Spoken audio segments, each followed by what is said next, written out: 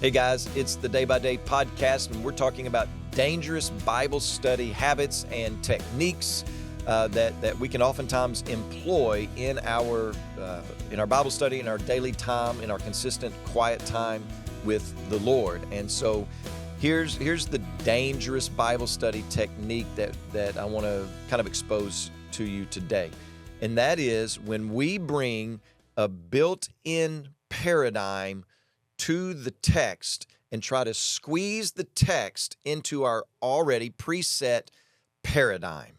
So what's a paradigm? A paradigm is a way of thinking about something. It's a model or a construction of thought about a particular subject. Okay, we've built the scaffolding, if you will, about a particular subject or topic in the Bible, and then we read in the text of Scripture that pertains to that, and we try to fit it in. We try to squeeze it in to that already built paradigm that we have in our minds.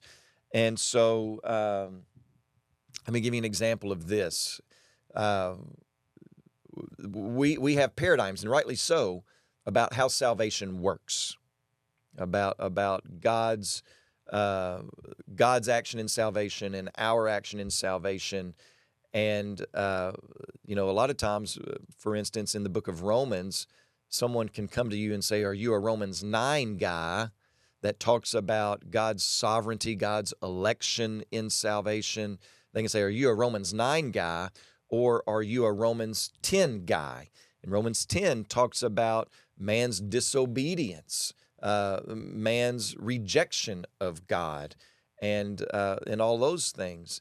And, what essentially is being asked is, what kind of paradigm do you have for salvation?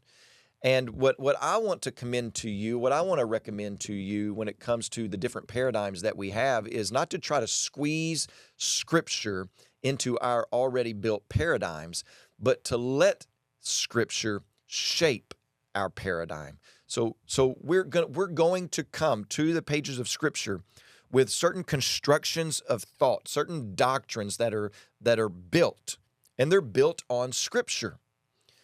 But a lot of times what we do is we see a passage of Scripture and we manipulate that Scripture to fit into an already built doctrine instead of letting that Scripture either add to, take away, or shape in some form our paradigm.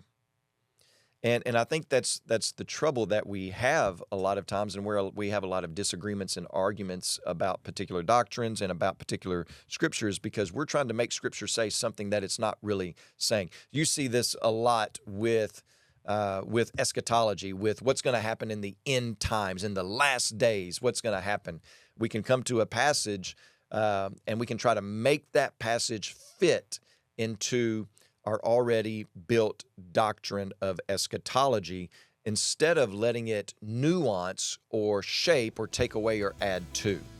So I just want to warn you of that danger. Let Scripture shape you instead of you shaping Scripture. Until next time on Day by Day.